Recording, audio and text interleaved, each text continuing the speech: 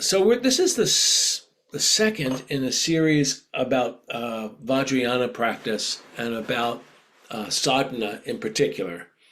And the aspiration is that we will end these Sunday gatherings, and they'll become Wednesday gatherings in the in September. But on Sunday, August 4th, will be our last Sunday gathering, and we'll celebrate that with the sadhana of Mahamudra.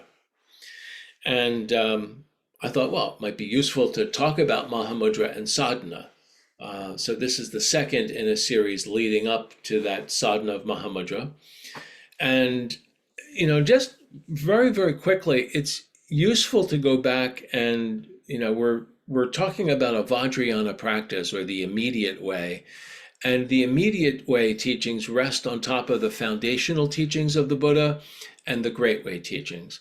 And so as a very fast lightning review, in the foundation way teachings, they point out that your sense of a me, a permanent me to hold on to as, as solid and forever and real, that's not how it is, that you are more like the flow of experience. So we often talk about more like a river than a rock like me, more like a river than a rock. That's the foundation teachings. And then the Great Way points at, well, not only are you more like a river than a rock, but everything's like that. Everything has this radically wide open, constantly changing, full of potential way it is. There aren't any rocks. They might look like there are rocks, but they are very temporary experiences. And when you connect with that, still inside of the Great Way, compassion arises, because you notice that everybody else is confused and thinks that they're surrounded by solid things to hold on to. And so in that description from it's Mipham Rinpoche's Refuge liturgy, my daily existence is based on a series of misconceptions. I feel that I truly exist, that there is a self to protect, clothe, and pamper. Everything seems as real as a rock mountain. I am confused about pleasure and pain.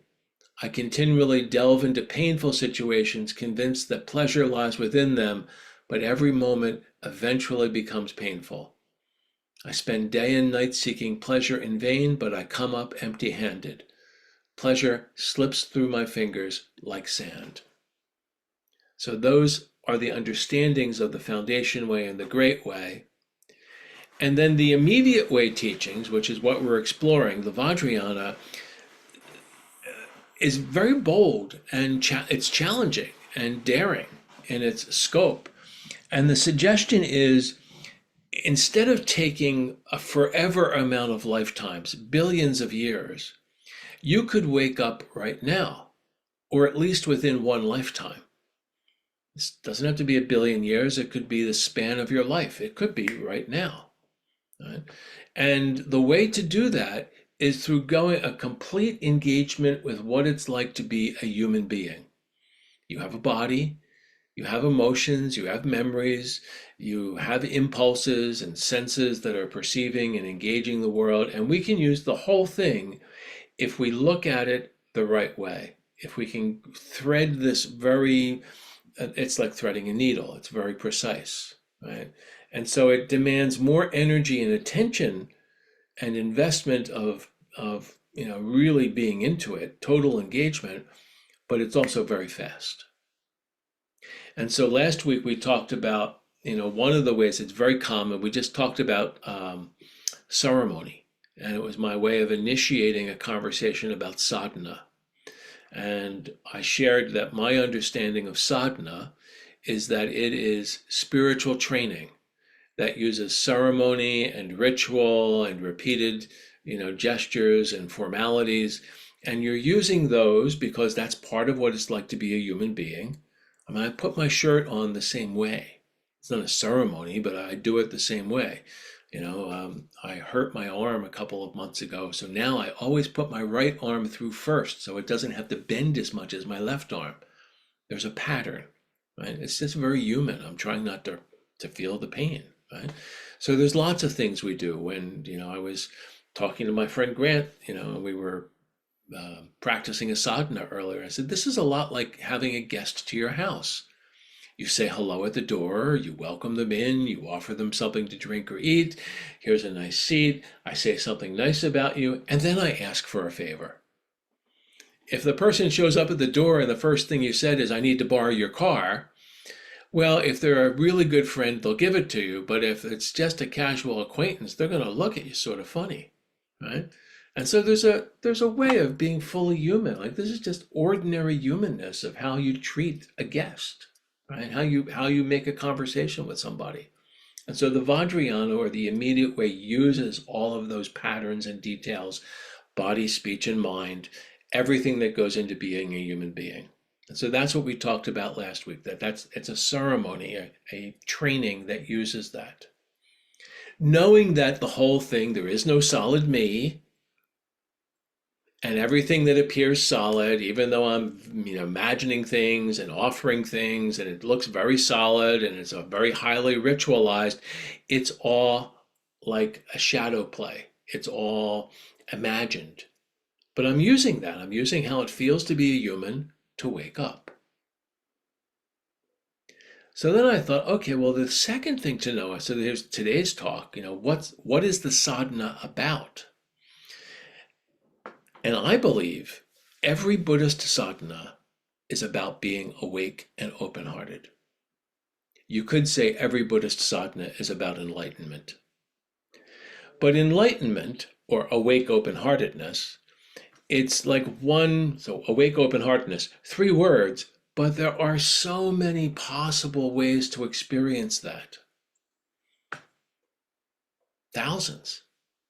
There are thousands of sadhanas. Some of them are about being compassionate. Some of them are about experiencing the brightness of your awareness. Some of them are about cutting through obstacles.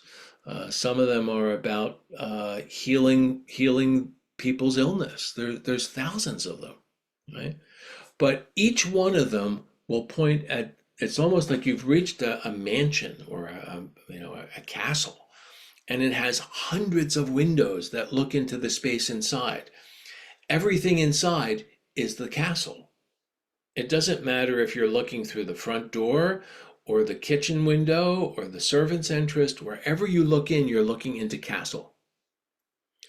Well, the castle is awake mind, open heart. And it doesn't matter if you look in the front door of emptiness or the side door of compassion or the back servant's entrance of increasing your memory.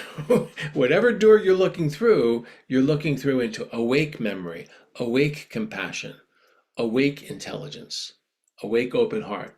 Right? I like to do it in plain English, and enlightenment gets very confusing. What are we talking about? Awake open heart. And so we had that, question at the very beginning of what's an image of being awake and open-hearted. And they were all wonderful. You all did so great. One of you, like being a 7th grader, so you're 13 years old or 12 years old, and you're with your friend and you're delivering newspapers and he's pedaling and you're on the handlebars throwing the papers, right? It's playful, it's fun, it's exciting, like that. Yeah. That, and more like a river than a rock. So you are the river throwing the newspapers. Can't hold on to it, right? Not only did it happen so many years ago, but even when it was happening, you couldn't hold on. In fact, the point was to let go of the newspaper. Or there was another lovely one. I'm only going to do 3, and I'm sort of picking them at random. You're out gardening.